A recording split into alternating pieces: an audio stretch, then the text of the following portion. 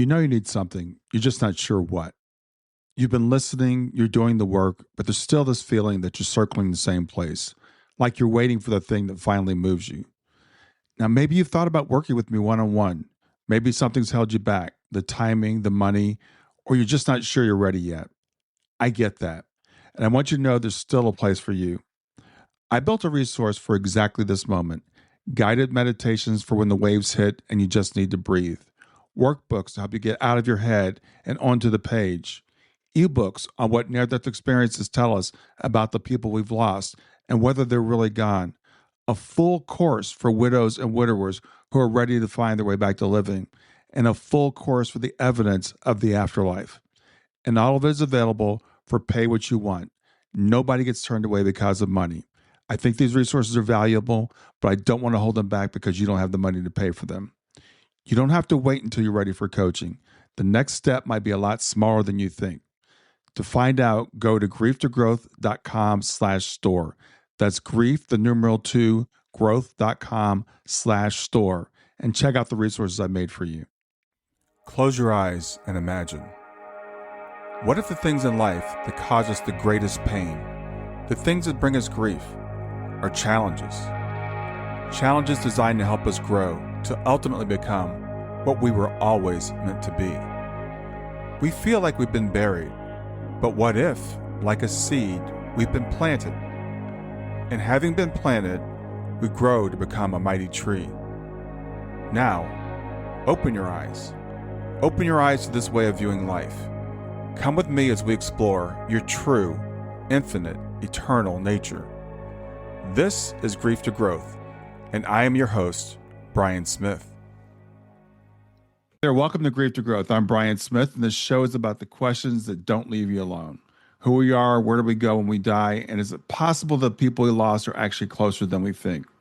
I bring on guests who help light the path, especially when everything feels dark. Today, my guest is Barbra Banner, and Barbra is a medium who didn't choose this work so much as the other side chose her. Objects flying off of shelves, lights flickering in rooms without bulbs, orbs dancing through her videos. When the universe knocks out loudly, you answer. What she didn't know was that she was stepping into a gift that had been running through her family for centuries. But what sets Barbra apart isn't just the extraordinary evidence she delivers. It's the 35 years she spent before any of that showing up for people in the worst moments of their lives. Crisis hotlines, hospital emergency rooms, showing up at the scene of a passing with the LA crisis response team to support grieving families while the body was actually still there. That kind of service doesn't happen by accident. It looks in retrospect like it was all training. Barbra is a certified medium with Helping Parents Heal and with Mark Ireland's certified medium listing. And if you've ever had a reading with her, you know she brings something rare. The evidence that hits hard, the love that comes through clear, and somehow in the middle of it all, there's laughter. In this conversation, we're going to go some unexpected places. The shocking, oh my God moments that still leave her speechless, what your loved ones on the other side are actually doing, and a hint is they're not sitting quietly, and why grief might look completely different if you shift just one thing about how you hold it. We're going to talk about trance mediumship, how to recognize the signs that you're already missing, and what it really means to surrender to what Spirit is telling you. If you've been waiting for a sign if the connection is real, or if you're someone who already believes but you're reaching for something deeper, this one's for you. And if you want to continue this conversation after the episode, head over to grieftogrowth.substack.com. You'll find an article there about today's discussion where you can connect with me and other listeners. And with that, let's welcome Barbra Banner. Hi, pleasure to be here, like everyone says. Yeah, it's great to have you here today, Barbra. So it sounds to me like you were kind of called in this work by some unusual, maybe paranormal circumstances. Tell me about that. Well, I reckon my coming out to 3 movies, Poltergeist, Freaky Friday, and Alice in Wonderland.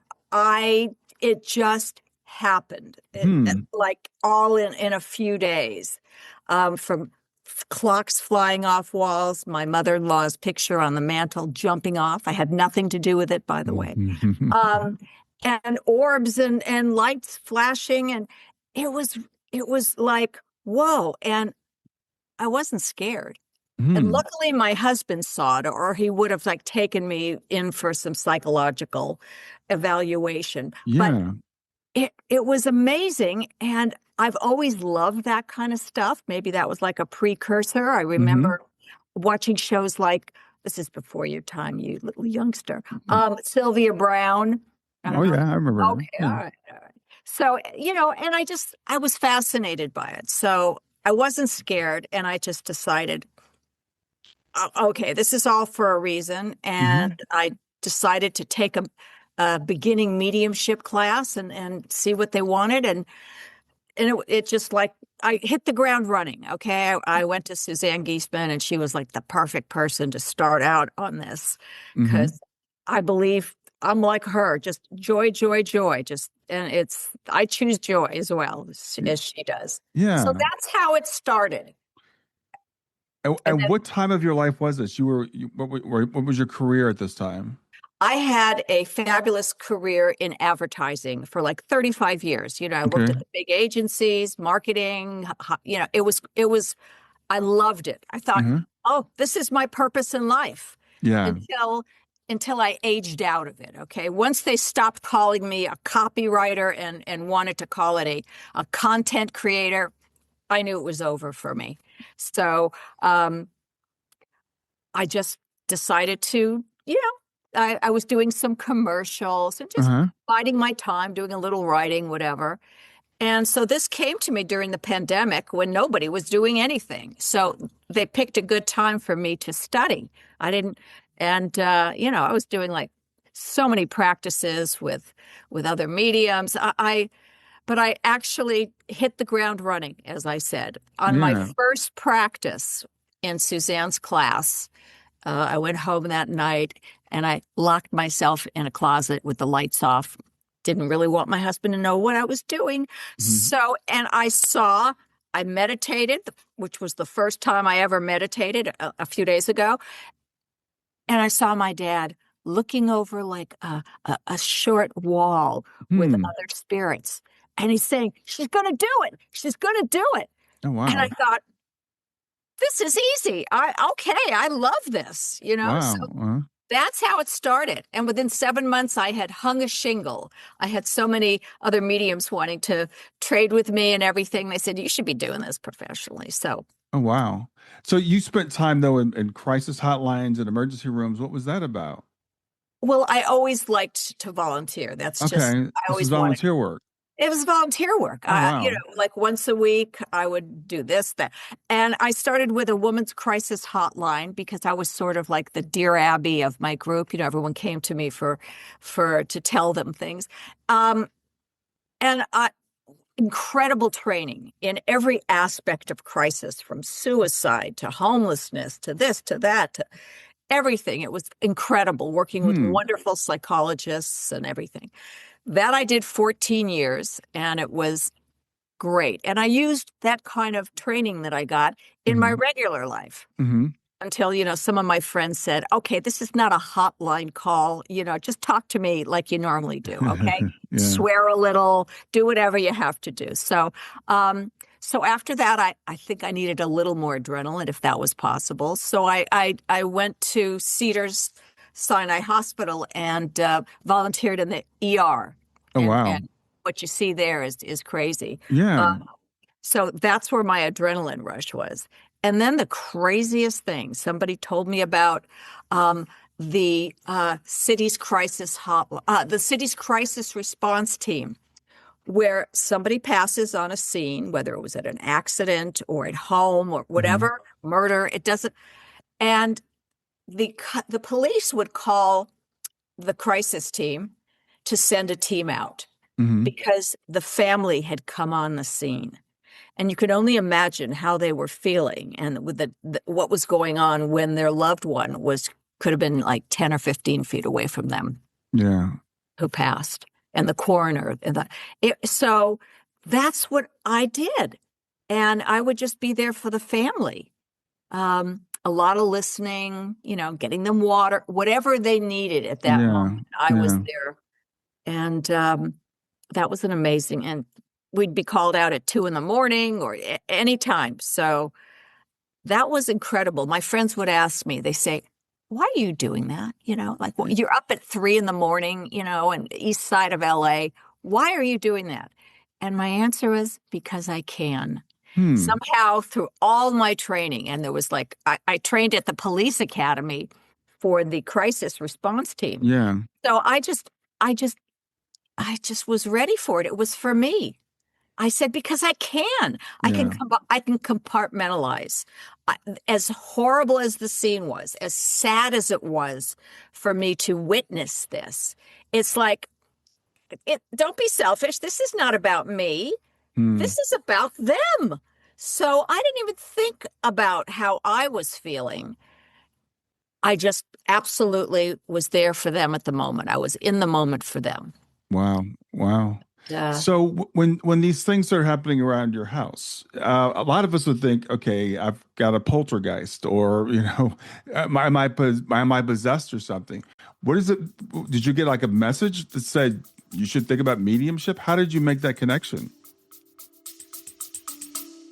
Stay with us. We'll be right back. Did you know that a new survey reveals that 23% of Americans have had a near-death experience, or NDE, and 35% know someone who has? This phenomena is more common than we thought. This August, 1,000 people are expected to gather for the International Association for Near-Death Studies annual conference in Bellevue, Washington, August 26th through 30th. The conference features well-known authors like neurosurgeon Eben Alexander, who experienced an NDE while in a coma and was transformed by what he experienced. More than 30 people will present research, discuss mental health and NDEs, explore spirituality, and support one another. Attendees will enjoy a bookstore featuring author book signings, an exhibit floor, a healing center, and a joyous Saturday night dance party. Early bird registration rates are available through July 15th. Visit ians.org now, IANDS.org, and join the 1,000 people who are expected to attend.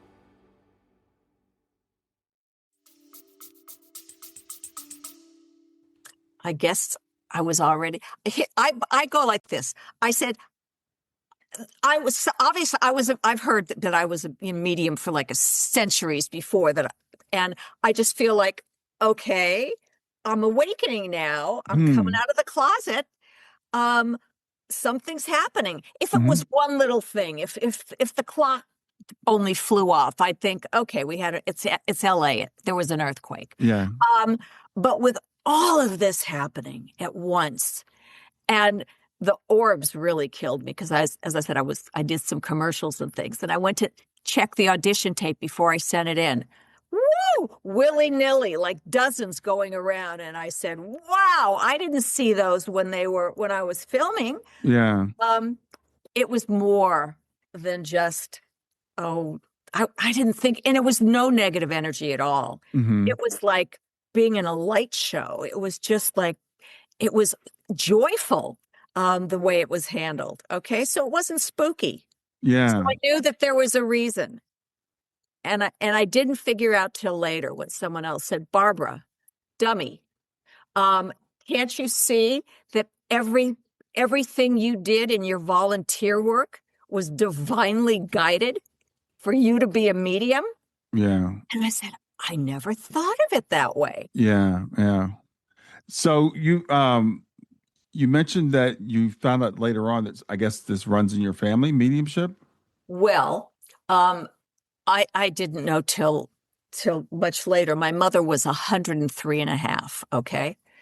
And I wanted to tell her, Mom, I'm talking to Dad. I'm a medium now. Okay. I didn't know how she'd handle it. I thought I could take her right over the edge. You know what I mean? Yeah. Which is where she wanted to go at 103 and a half. So I told her, I said, Mom, I didn't know how you take it. She said, your grandmother used to drag me around with her to tea leaf readers and card readers and psychics and crystal balls when I was young. And everyone came to her to get some her intuition. She was so good. She had the juju. I said, Mom, you're almost 104. When were you going to tell me? Yeah. She wasn't. They didn't talk about it then. It just, several hundred years ago, we'd be barbecued, so It was on my own. So she was fine with it. She was my other brothers. You're crazy, okay? But she was fine. She understood. Yeah. Nobody knew. And being, doing a lot of practicing with other spiritual people, several of them said the same thing. They said, "You've been doing this for a long time." Hmm. Okay. So that's why I could just pop up and do it. Okay. So they said you've been doing this for a long time. Did they mean like in past lives? You've been doing Past this? lives. Yeah. They said, one person said centuries and centuries. The other one said 1,000 years. So, it's hard to tell time on the other side, but I believed it. How can you just like wake up one morning and the next day you're a medium? You're talking to people. But I did not have this when I was young. Okay, I did not have an imaginary friend or things going on in my crib. Yeah. But we also didn't have the videos to see what was going on there. Who knows? Yeah, well, it's interesting because a lot of people they do have these things when they're young, and Now, and yeah, and, and when you talk about volunteering in the emergency rooms and stuff like that, I can imagine you seeing death and stuff, but you weren't getting anything psychically at that time. It just kind of opened up. nothing. And even after I became the medium and went on the calls, I didn't get anything either. Hmm. And that was first of all, the city of LA was not going to, say, "I've got a medium there and she'll tell you what your son just said," okay, or Right, what happened. right. I was just there to help others, and Spirit didn't screw me up and bring anybody for me to talk to. So it all worked out the way it was supposed to. Yeah, yeah. So you said you did this training, and it became sounds like it came pretty immediately and easy for you. I'm still training. Mediums will train for the rest of their life. We watch the podcast too, so we learn a few tricks of the trade. Yeah. So how long after you started training did you feel like, okay, well, this is the thing for me to do. I'm going to, hang out my shingle. Well, really quickly. I mean, it was. I can't explain how exciting the readings were. Just even practicing with the other students, I was I was jacked up all the time. I mean, Hmm. I just couldn't wait for the readings because stuff was coming out of me that I couldn't believe either. I Yeah. mean, did I say that? Do you really have a white dog with, one paw? I mean, I didn't believe it either. Hmm. And trust was the last thing on my list that I Hmm. had to do. Trust and ego. Oh, really? Explain that. Well, I was just doing, I was doing really well, and all the other mediums wanted to change with me, and you can get a big head, because it was just so. So I was told, okay, there's no ego in mediumship. Okay, you Hmm. got to like forget about it. And Spirit also, when I got a little too big for my britches, gave me a stinker of a reading. Okay, we're like, what? Um, so they kept me in track as Hmm. well. They kept Hmm. me in line, which is great, and they still do. Yeah. You feel so great after you help these people, and they're so thankful, and it they feel better, and that's what we do it for, to sort of lighten the load of grief, Yeah. fill in the blanks, that because most people have things in the back of their head like, I wonder this, I wonder that, and we can help. Hmm. I had one woman who was abused by a distant relative. Hmm. And she said, and I read her and I brought him out and he was apologized. She goes, "I have been waiting 60 years Oh, well. him for him to come through and apologize." Hmm. So it can happen. Yeah. It can happen anytime. And I just am as excited about what comes through as anybody else. And I trust it now because there was a time that I said, I don't know if I should be saying that. Yeah. Or they just they just would say it, and I was reading somebody's granddaughter, and the grandmother was in spirit, and all of a sudden I say, and if you want more money, you better do phone sex. And I said, I didn't say that. I don't know how that came out of my mouth. And the girl was laughing. She goes, that's a running joke between me and my husband for years. And just the other night, I said, that chair's looking a little grungy. I think I want another one. He goes, well, then you better do phone sex because that still works. So you just don't know. So you just have to trust. Yeah. And they pushed me. Spirit is training us too. So they push you to do things because every reading is a learning experience. Mm-hmm. Yeah. And trust was the hardest thing because I have a sense of humor, and they gave, my guides have a sense of humor too. They've done some really crazy things. And I just have learned to say it, set it and forget it. Just say it. Yeah. And they're usually right. So I just leave it to, I'm but the vessel. Yeah. Like So all me. what kind of crazy things have your guides done? Well, one of the first things they did was I got 25 emails one day saying, I just got an email from you, bannermedium.com, that I have a session with you Wednesday at 2:00. Oh. And they're saying, I didn't make that. And she said, and the name of my housekeeper was in the message box. Well, first of all, when it gets an auto thing, there's no message box. Okay. So I said, first of all, I didn't do it. And all of these people were letting me know they all had a Wednesday at 2:00 session. Oh, wow. And they all had a message box with the name of one of their loved ones in it. Now, how would I know any of that? So I asked one of the women, I said, who's Rosa Gonzalez? Mm-hmm. She said, that's my housekeeper. Mm-hmm. How do you know the name of my housekeeper? I said, I don't. Mm-hmm. What I found out, so what I said is there any reason Spirit is guiding me to your housekeeper? Mm-hmm. And she said, her son died 2 days ago. Oh, wow. And everybody who I contacted, I said, is something going on? They all said yes. Wow. So I asked the guides, please don't do that anymore. It's an awful lot of office work for me to get back to everybody. I didn't want them to think that I'm like fishing for clients, you know? Right, exactly. But that's pretty crazy. I've never heard of that happening at all. They give me things that Spirit is intelligent. They don't make mistakes. And well, this is a funny one.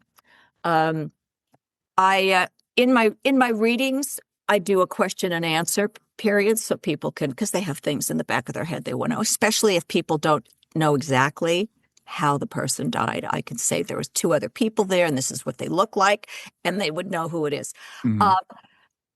I said, which one am I talking? Oh, I said, think of a question from your, you want your dad to answer, and don't tell me what it is, and I'm just gonna. And I say, well, they do like to give a little. Spirit likes to put everything in a little prop so they can act it out. So I said to the client, which was, daughter, I said, you're in the front rowing, okay, which is normal in one of the boat things that they give me. And your dad is in the back rowing also, because Spirit always wants you to know they're behind you and keeping you in line. And I said, and in the middle, there's another guy, there's another man. And your dad is getting up, grabbing him by the shoulders, and he threw him overboard. Oh, wow. And he said, let's go. I'm not picking him up. And I'm just repeating what I'm seeing. And I said to her, what the hell was your question? Because he doesn't like him. Yeah. She said, how do you like my new boyfriend? I said, well, you did find out that. Okay. Yeah, wow. So they give me really funny ways to show me. And Spirit keeps their essence. If your loved one was funny and had a sense of humor on this incarnation, he's going to be like that on the other side. Yeah. And they're different in different incarnations, but they show themselves so you'll know it's them. I mean, that is them, but like somebody who's been really nasty or mad, or if you have an abusive, alcoholic husband, we did pick them because the lesson was going to be so good. We'll ascend a little faster. I said, they're just showing me how they were and how angry they were and what went down in this lifetime. But they're just acting. You and me are in a play, and we are just playing a part. We choose a part, and it's to help others go through their lessons they need to learn. And we don't know why we pick this stuff until we're on the other side. Yeah. And I always say, it's like there's a whiteboard when you transition, and it's going to say, child passed away at 6. And you're going to learn, you're going to see how that helped you, how that helped your soul evolve. And when we're in the moment, we can't figure it out. And what kind of God can let a child die? Yeah. And so when people understand that it's all for lessons, the good and the bad, and we picked everything, this is not random, I feel like it lessens, it lessens their of why and how. It's a matter of trust as well. Yeah, absolutely, it is. And I know that you're certified with Helping Parents Heal and with Mark Ireland, and being certified with Helping Parents Heal, I imagine you've read with a lot of parents. So that's going to be a question that people want to know, right? Why my child?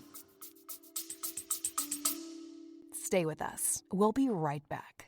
Do near-death experiences and related phenomena fascinate you? Are you curious for more information about this spiritually impactful experience? Well, I have great news for you, because a spiritual Super Bowl is coming to Seattle, August 26th through 30th. The International Association for Near-Death Studies, or IANS, will host its annual conference at the Hyatt Regency in Bellevue. The event features an all-star lineup of keynotes like Proof of Heaven author Eben Alexander and Dying to Be Me author Anita Morjani.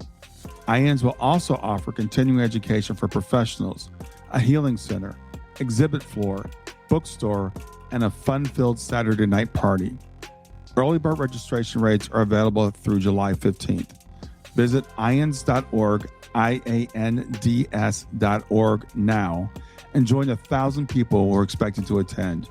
You'll experience connection with an incredible community of near-death experiencers and seekers.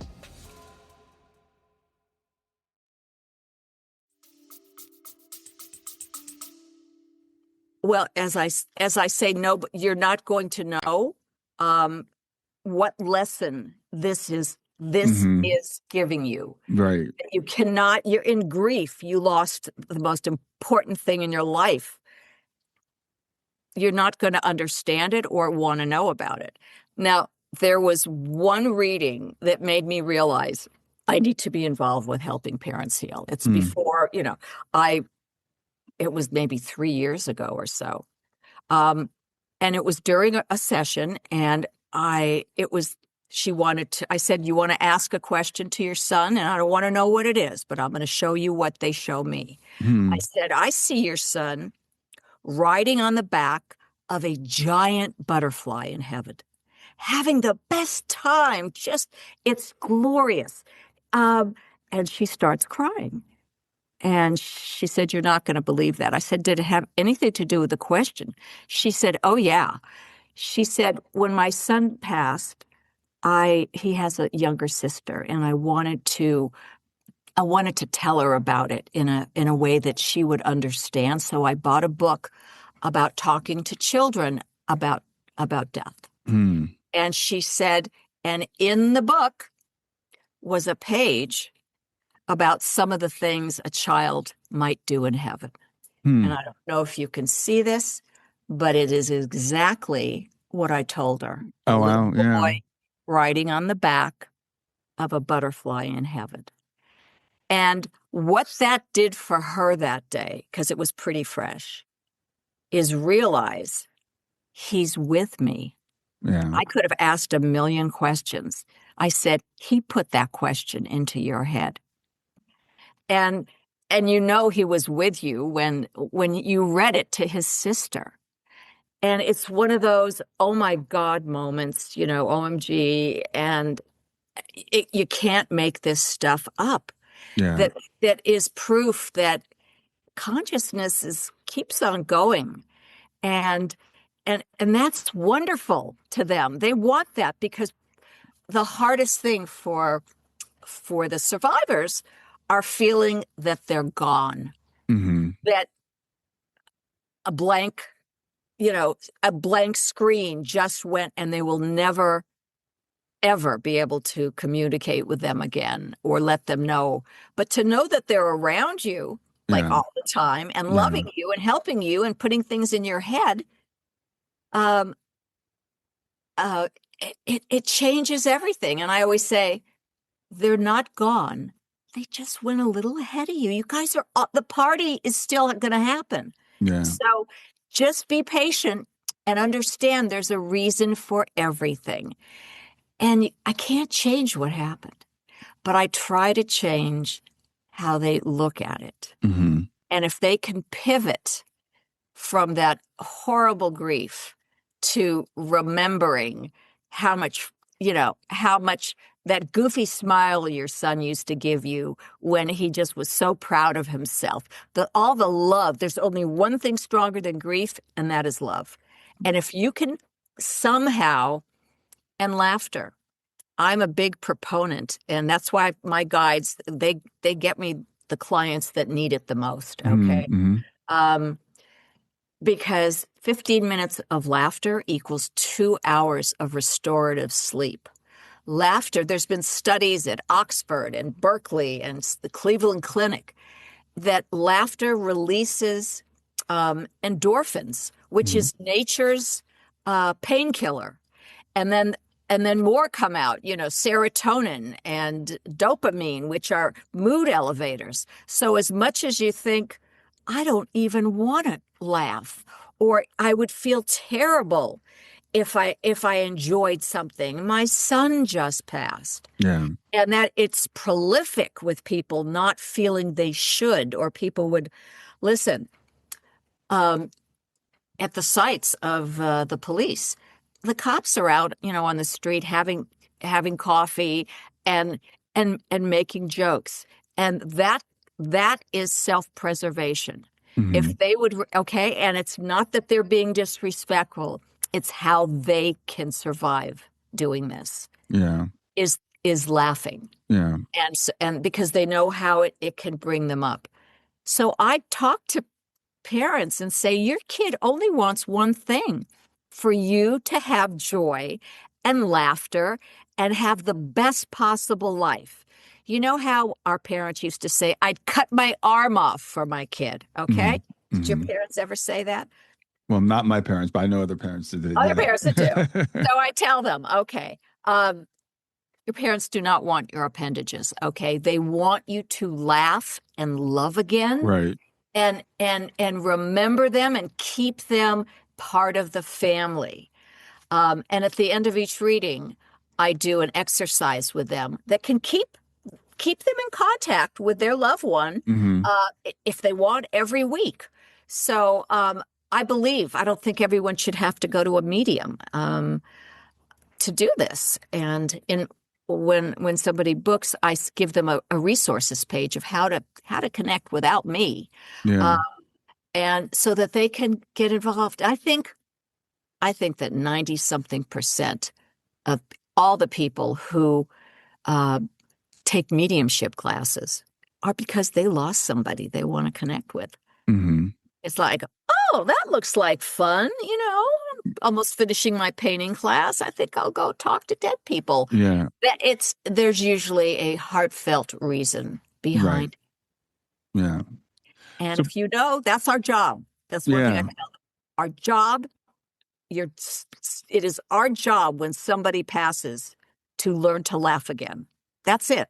That's what they want from us. So honor them. Honor them. Yeah. Well, I could tell you as someone has a child that's transitioned, as a parent, you feel like it is. Sometimes there's a lot of guilt associated with living again, Yes. with just going on, Moving on. because our children are not supposed to pass before we do. So it's really important to make that connection and understand that they're still with us, and they still kind of live vicariously through us, right?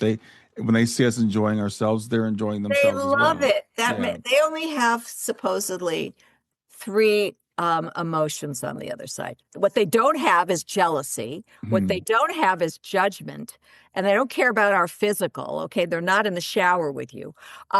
They just care about our emotions. So they have love, they have gratitude, and they have joy, the highest vibration.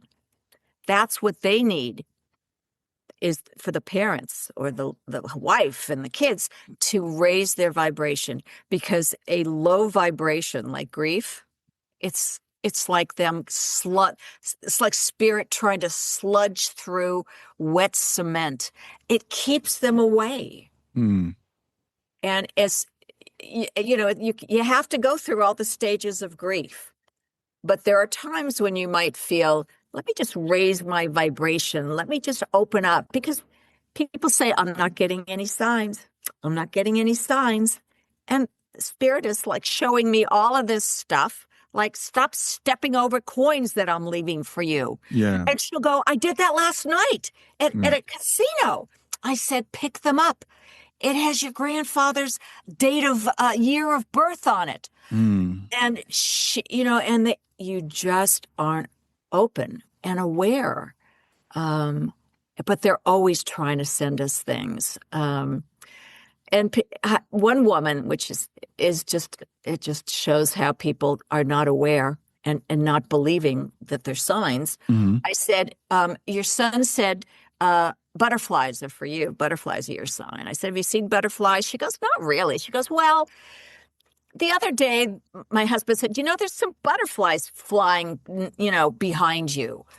And she said, must be butterfly migration season. I said, how could you screw up that beautiful sign, Yeah. just by thinking, no, Yeah. it's not butterfly migration season. Things like that. Yeah. And I always say, listen, if you hear your loved ones a song they loved, as soon as it's over, if you're out of the car, go look up the lyrics. There's a message for you in there. You'll read the lyrics. You'll know that's exactly what he used to say. So many things like that. If a book falls on the floor, don't just stuff it back in there. Just say, show me where to look, and close your eyes and open the book. And in those 2 pages that you scan is going to be something that you recognize is for you. Yeah. Like something you just saw. You know what I mean? They're all around. Yeah, that's awesome. So, Barbara, I want to ask you, you mentioned trance. You do trance mediumship. What is trance for people that don't know?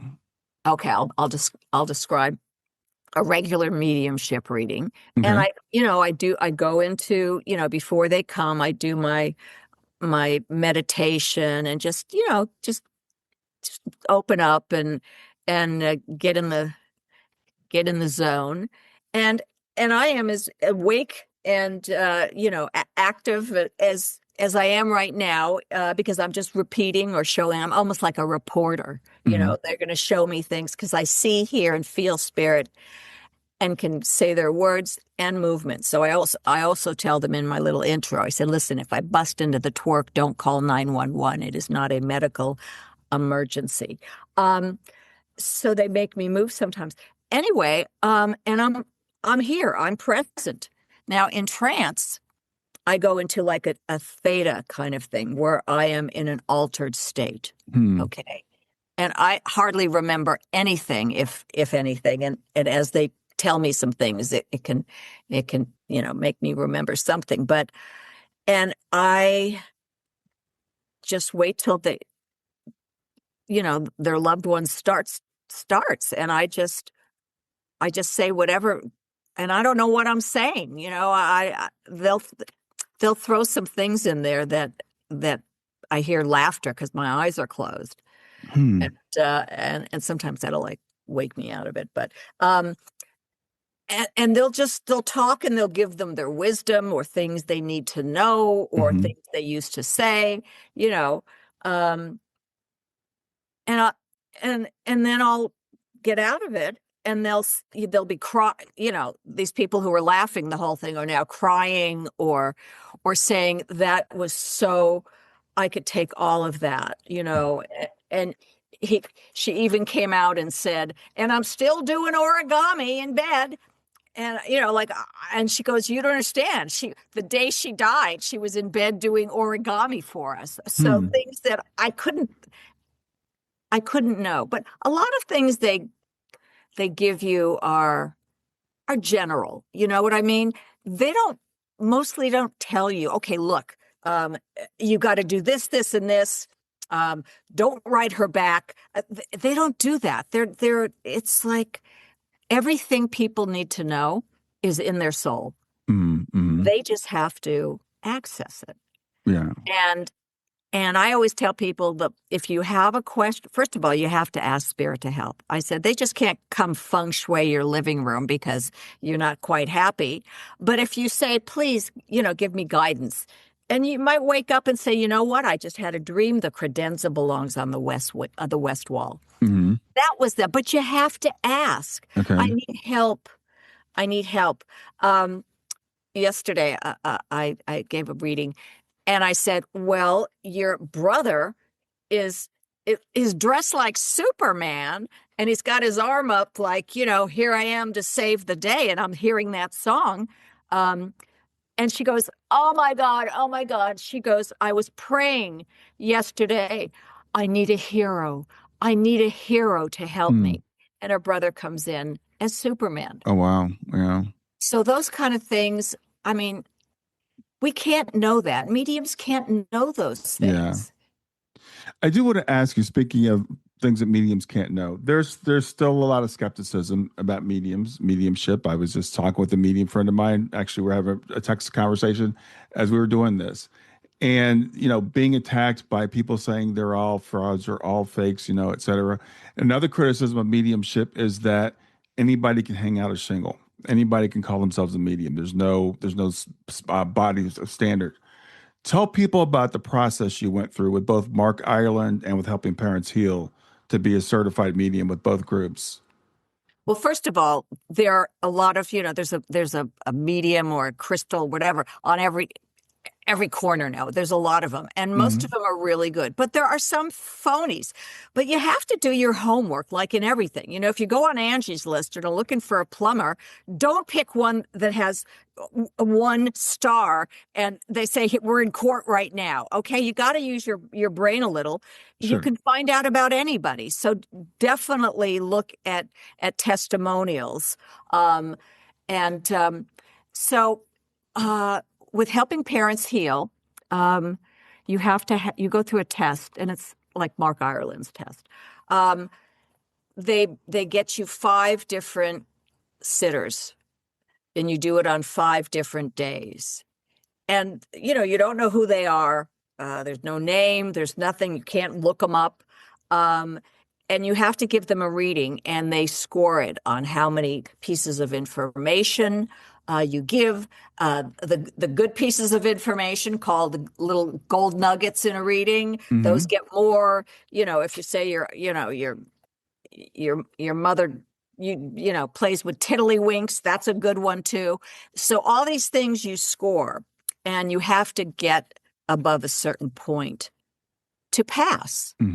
Now, I am only human, and I get test anxiety, always have. Yeah. And I didn't pass the first one. He goes, you were just on the cusp. And I did it again in about, like 6 months, and I passed. I just said, I'm not letting this anxiety screw this up for me. Okay. because I wanted it so much. I really felt I needed to be there. So sometimes, you can't give up on anything that you Yeah. really want. And that's Yeah. just a lesson that I had. Okay. Spirit did that to me. I could have gotten one more gold nugget and passed the first time. They didn't give it to me. You know what Yeah. I mean? Yeah, I thank you for sharing that because I wanted to have people understand the process because as I said that is a criticism of mediumship. I don't know why because anybody can say they're a plumber or a carpenter or a number of other fields. And you're right. I would never go to a medium that I just pulled out of. I'm going to date myself here, the Yellow Pages. But if I just Not on went, Yelp, but they have lots of. They have yeah. But lots if I would never just go Google medium on Yelp or something. So the thing is the process, and I've been a sitter for both of those test groups, and I want to tell people it is a rigorous process of. because I don't even know who the medium is a lot of times. The medium I actually know I don't know who the medium is, but beforehand, so I don't know who I'm going to be getting the reading with. The medium doesn't have the name of the sitter. You come together, you're given a time and like a Zoom meeting number. Yeah, and that puts a lot of pressure on you. You've got like 15 minutes to perform, bum, bum, bum. Yeah, yeah, and so it's a very and I feel mediumship is it's a right brain kind of thing. It's getting out of the way, and I can only imagine when you're going through this knowing, and again, and we don't give a lot of feedback to the medium too because None, another none. criticism has been that oh well people are giving the medium feedback. That's not true in this process. So there are good mediums. There are actually good mediums. They can't pass it because of that test anxiety. They're really good, but when they get in that environment, they can't. So my point to people that are listening is when you hear people say it's cold reading, it's hot reading, this is neither of those. They have no idea who you are. The cameras are turned off, so they can't see your face. You're Right, instructed not to give any information. It's just basically yes, no, I don't understand. right. And it's terrifying for somebody who gets nervous under, the clock is running, you've got the numbers up there, you got one more second just went by. It's it's really tough. And then the last one, I believe, is just like on the phone or something. I mean, or we don't see each other Yeah. until the end. Um, Yeah, so and I'm glad I want to explain that to people because I've dealt with a lot of mediums and so I'm friends with a lot of mediums and I hear these criticisms all the time, and frankly, a lot of them come from ignorance. There are fakes, and there's some people, frankly, that they think they're good but they're not. So this is a test that you've gone through that says yes, I've shown that I can make this connection. Now, as you said, doesn't mean you're going to make the connection every time with every sitter, because that's that's not the way mediumship works either. But so getting a medium that's certified with a good organization like, um, certified mediums by Mark Ireland, or if you have lost a child through, or anybody can go on helping parents heal, Yeah, and exactly. just look and pick one of the mediums there that have all been tested. And if there's a place that one of the places I trained at, Very Soul, they certify them. They got great mediums too. Yeah, Um, so the it's out there where you can find somebody that has been tested and isn't going to, if you sit down across from the crystal ball, is not going to say, you know what, you've got some attachments for $500. I'll get rid of them because they're coming after you. yeah, So, and I've had people tell me they had that kind of experience. So, yeah. So I did want to ask you about, you know, and most of the mediums I know will say this also, and as someone's a layperson, it's kind of like, yeah, right. But they'll say, well, you can make the connection yourself. You don't need me. Explain what you mean by that, and how would someone begin to go about doing that? okay, everybody on this earth um, has a soul, hopefully, um, and it can do this. That's all you need in the toolbox. You don't need this. You're not pulling things out. You just have to have a soul, and you have to want to do it really badly. Hmm. Uh, you have to take a class, unless you saw kids, imaginary kids in your house. Hmm. But you need to. it's a skill that you have to hone. Okay. And, and almost everybody who takes like one of these classes ends up being able to connect in some way. Now, I have talked to many mediums who say it's the hardest to connect to your own family. So a lot of mediums use another medium, like I do, because, I can hear some things from my dad or my grandmother, whatever. And, and they'll read you and you read them. And then, your head's not getting in the way. It's hard to read friends. And people who come and sit across from you and are skeptical make the most difficult readings. And you know what I mean? It doesn't make a difference to me, but you're screwing up your own reading by just sitting there. And some of the best information I ever got came after that reading was over, when Spirit came to me and gave me a whole 2 pages of information, because they didn't want to work with them either. And I gave the I sent the information, and they said they took everything. So, and you could, and what they know, Spirit knows what needs to be said and what needs to be done to get their way. So, I just let them. They're running the show. People want to say, well, I need to know this, this, and this. Well, that's nice, but I'm here to tell you what they think you should know, because they're a lot smarter than you. Now, I would never say that in a session, but between you and me, they know what you need. Because some people come and say, what color were my pajamas last night? I said, I don't really know. They know you want to know that as a test. And if they want to tell me, they will. Yeah. And sometimes Spirit will, because like names are a little hard for me. Some people could just whip off names. So in a reading, I said something. I said, your brother just said, you're my bumblebee or something, and I said, does that mean anything to you? She said his last name was Bumblebee. Oh, wow. Okay. The name has been changed to protect the innocent, but it was that crazy. And you just, they did it to help me. Yeah. You know what I mean? They did it. Yeah, this is another opportunity to educate some people on mediumship. It's not like, the medium sits there and your loved one sits down next to them and whispers in their ear and they're translating things to you verbatim. Most mediums work through symbols, feelings. I have so many symbols and feelings. So, it's so the medium is trying to interpret, and sometimes you have to help. And I want to give an example, because I had a reading with the medium. It was a test reading, and this medium said to me, "Have you traveled to Asia recently?" And I said, "No, because I don't like to travel, and I've never been to Asia." Well, I'm getting Thailand, and I'm like, "Nope, doesn't mean anything to me." And so, she could have moved on there, I could have moved on there, and that would have been a total miss. It made no sense to either one of us.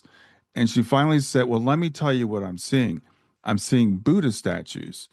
And I was like, well, yeah, since my daughter passed, I bought several Buddha statues around the house. In fact, I'm sitting looking at one right now. So that was a case where they were getting a symbol and they were trying to interpret the symbol to mean something else. And it was literally it was Buddha statues.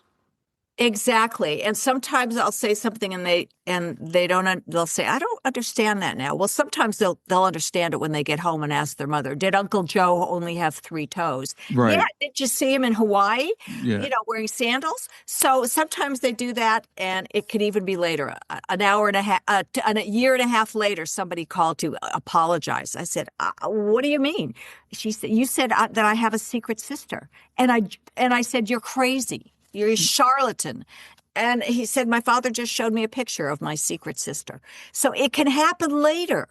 You just got to trust. Yeah. Yeah. So you've talked about, like, we choose our life, right? We choose a lot of things in our lives anyway. And I know there's, different thoughts about that. Do we choose everything? Is there free will, et cetera? But I remember actually the first medium reading I had, the medium said to me, your daughter is saying this had to happen, or this was planned, or something to that effect. how do people respond? How do people react to you when you say things to them like this is your choice or this is for your higher good?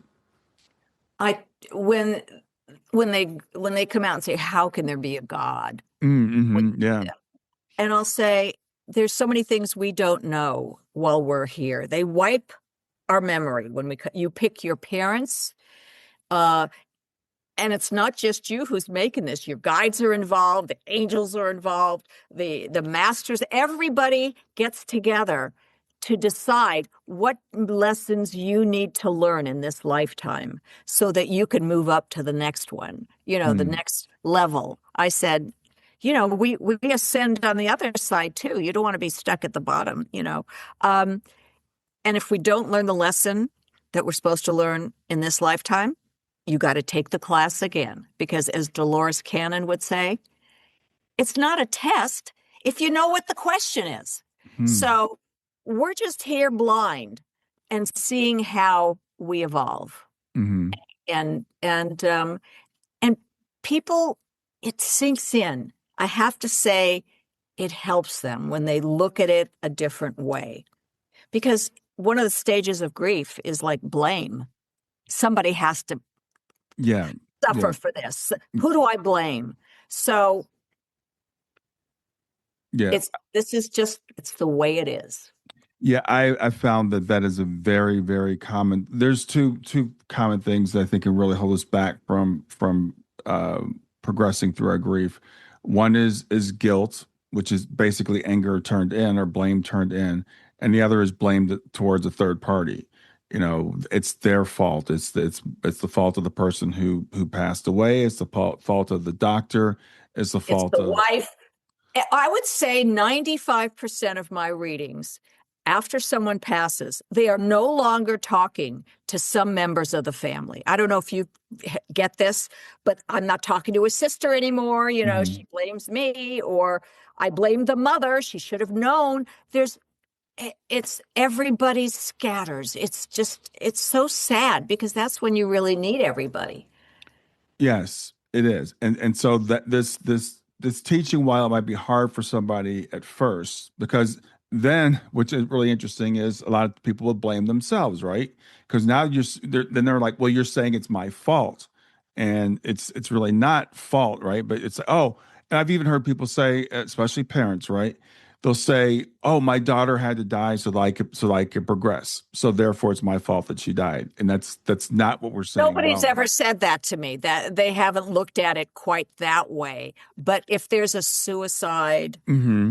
or drug problems, or things that a mother or a father thinks they should have seen it earlier, or why did they let Yes. me get a Hmm. motorcycle, they are racked with guilt.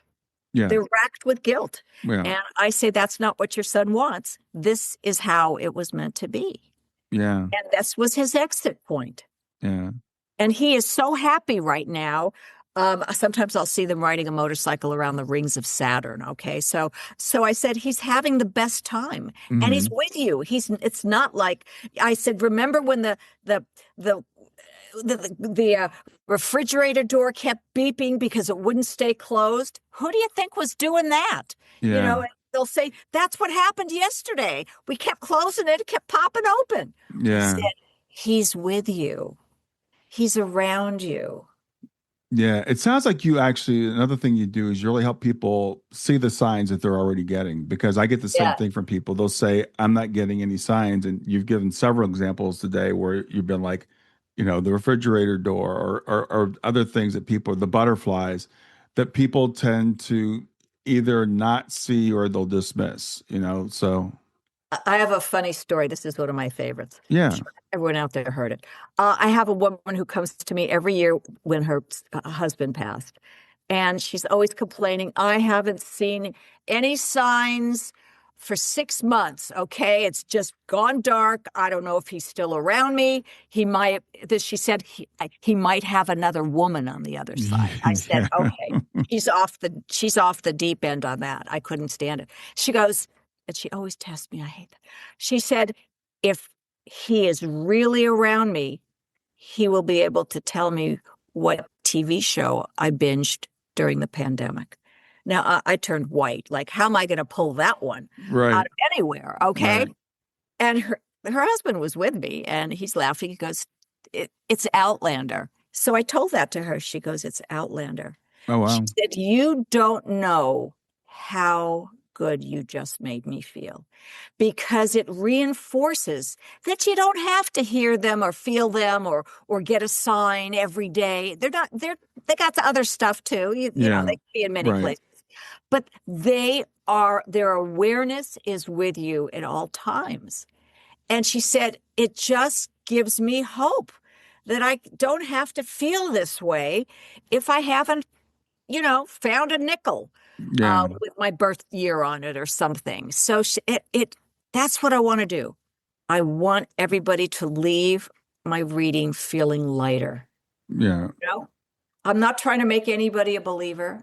Spirit, your loved one would love it if you would trust and be open to it, because Hmm. it's a hell of a lot easier for them to contact you, or that you can feel that they're there. Yeah. Some people say, I'm getting nothing. And I said, wow, he just gave me chills. She goes, oh, I got that too. I said, so you're getting chills when he's close? She goes, I didn't know it's him. I thought, I might be coming down with, a fever. Yeah. They're missing it. They're missing it.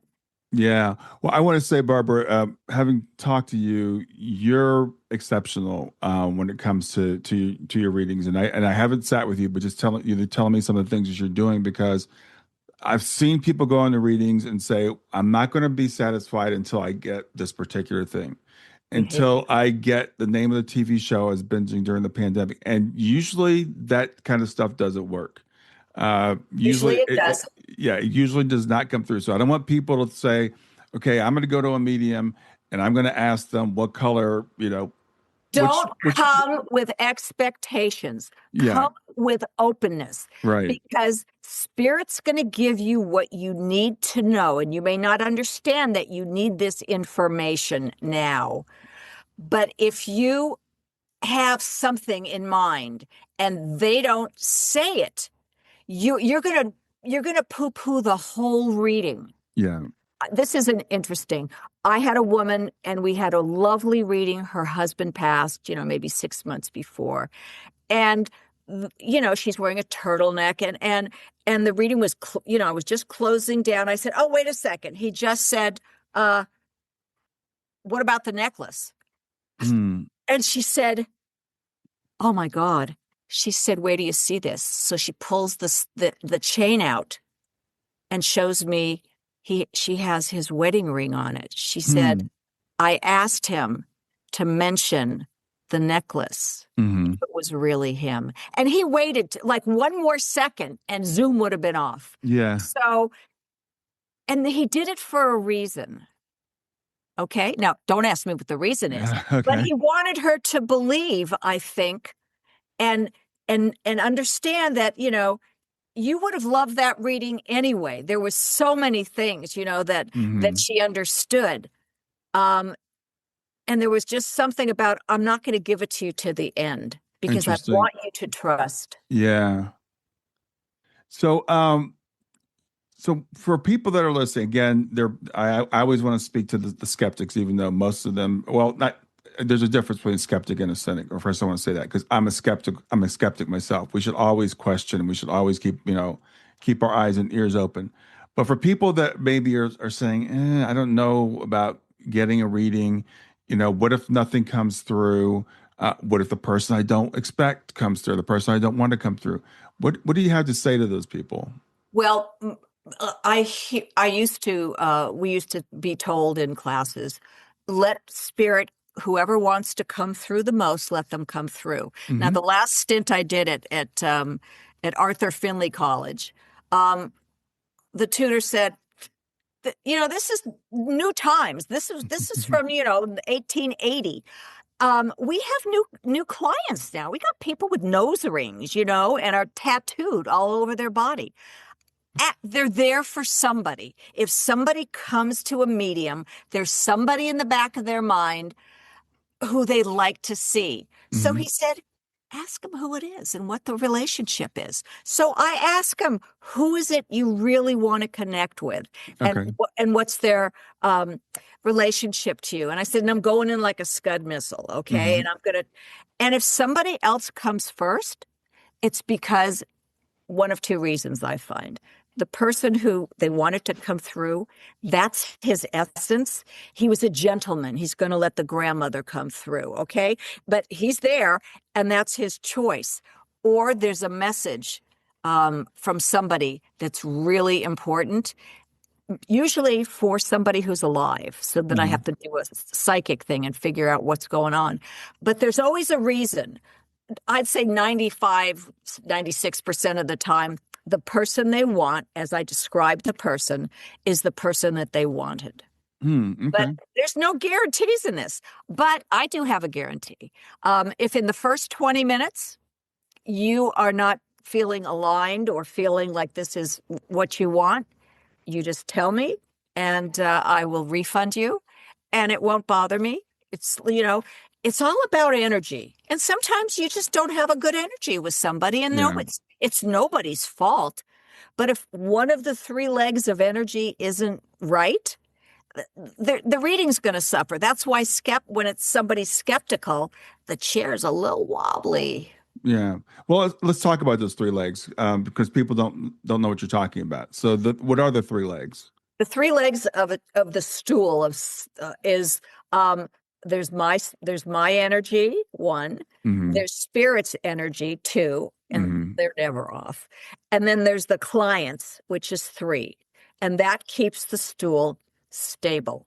Yeah. If one of these is off, and it ain't spirit, if I'm having a bad day, or if I just got a flat tire and I'm walking in sweaty, I may be off. And it may be me, because you have to be really in the moment. And anything, you can't let your head get in. That'll ruin everything. Or if the client is just, I had a client who came in and she just was like she rolled out of bed and drank a quart of bourbon. Okay. She was out of it. And I said, I am not reading you unless you get up and do 10 jumping jacks. So she liked me. So she did it. Okay. Yeah. She got up and said 10 jumping jacks, and she sat down. She said, boy, did I need that. And we had a great reading. If I hadn't have jacked her up and gotten her into a space where her energy and her vibration was up, would have been a disaster. Yeah. And I think that's another really good point. And that's why I'm glad I wanted to bring that out, because as a sitter, you have a responsibility in a reading as well. You're just not sitting there as a passive person. You want to be in a clear state of mind. You want to be in a quiet place. You want to be sitting still. I used to work for a medium, and we'd have to tell people, don't be in your car. Don't have in the car. Yeah. Don't have your kids screaming in the background. They had a kid screaming in the background. Yeah. Making dinner. You need to be present. It's better if you beforehand, you can set an intention. You can pray, tell your loved ones, please come in. You have a responsibility as well. And so that is a three-legged stool, as you mentioned. And that's why it doesn't always work, because people, they think this is something that you can just turn on and order, right? It's just like, oh, well, she's a great medium, so she'll be able to connect no matter what. That's not true of any medium. Screaming baby, and it's not your fault. Yeah. Just, if I see that's the situation, or, I'll just say, this doesn't look like it's the right time for you right now. So let's reschedule, because it's not going to turn out well. Yeah. They're not going to be happy. I'm not going to be happy. And, spirit has other things to do. Yeah. Yeah, exactly. Okay. So when somebody books, I send what to expect in a reading. And it's great. It's like 2 pages, and if you're waiting for one piece of evidence, it could ruin the whole reading for you. Okay. And I prefer when they don't tell me what it is, because then I feel pressure, and I don't like pressure. Maybe somebody else does. But. Yeah. I don't know too many people that do. Well, Barbara, we're coming to the end of our time. Okay. Anything I didn't ask you that you wanted to get across today? I always say this, and it sounds a little hokey. Just be nice to everybody. On the other side, we all work, and we are all expected to give to others and help others and be of service. Hmm. Do it in this lifetime too.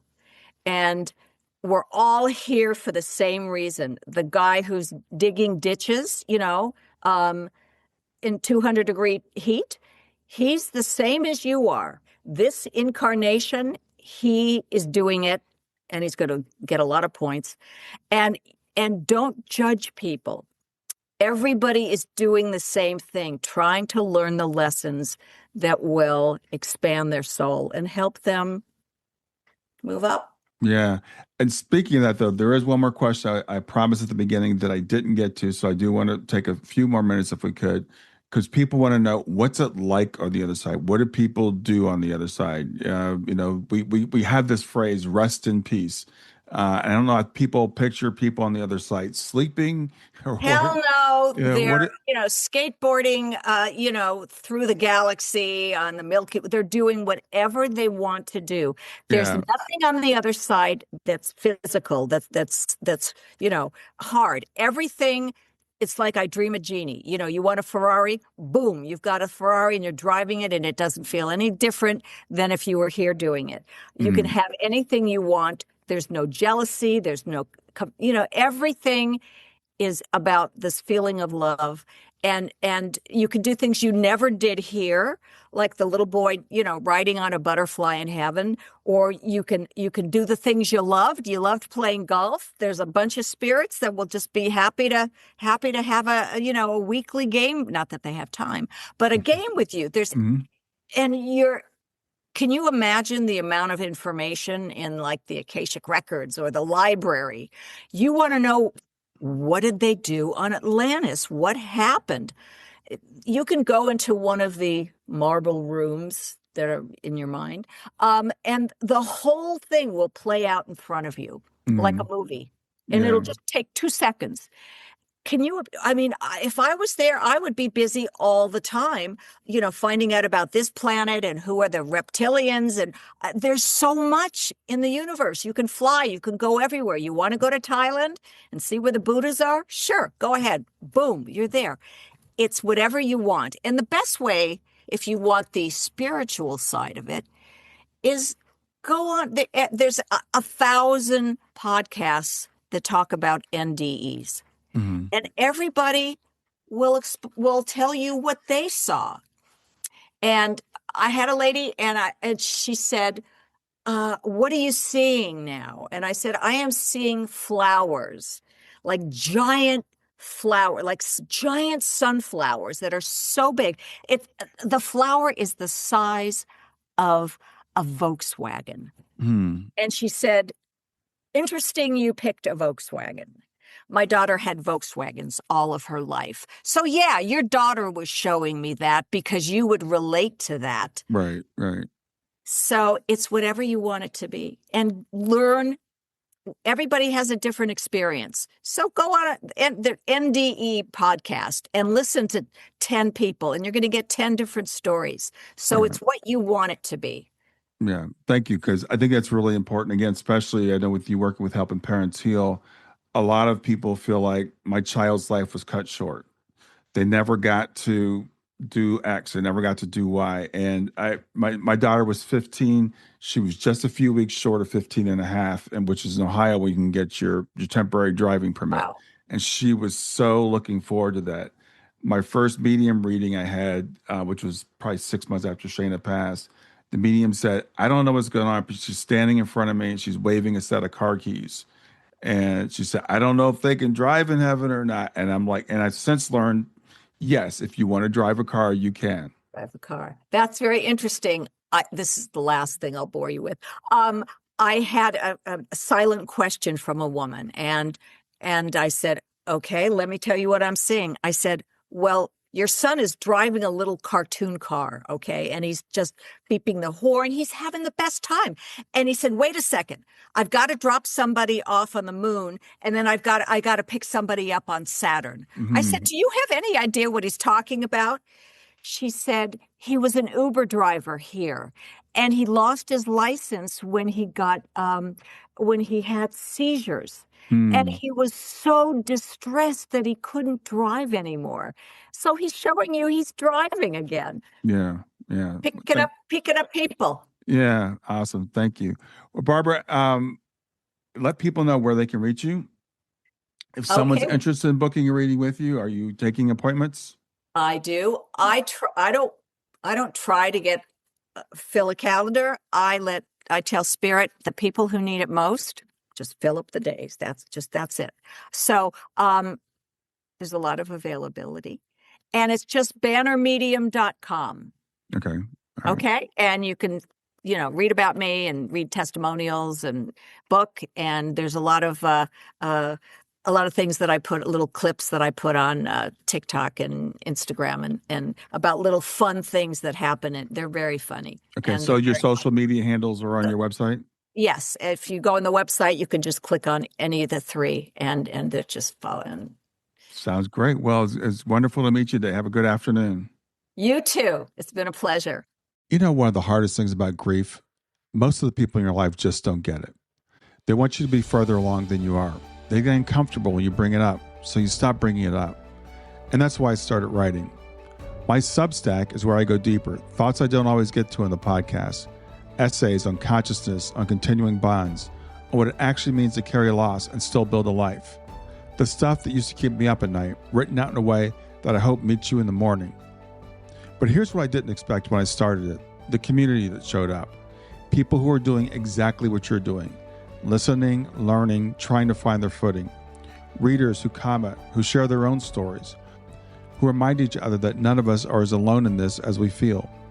And that's what the Substack has become, a place to go deeper with me and to find your people. It's free to subscribe.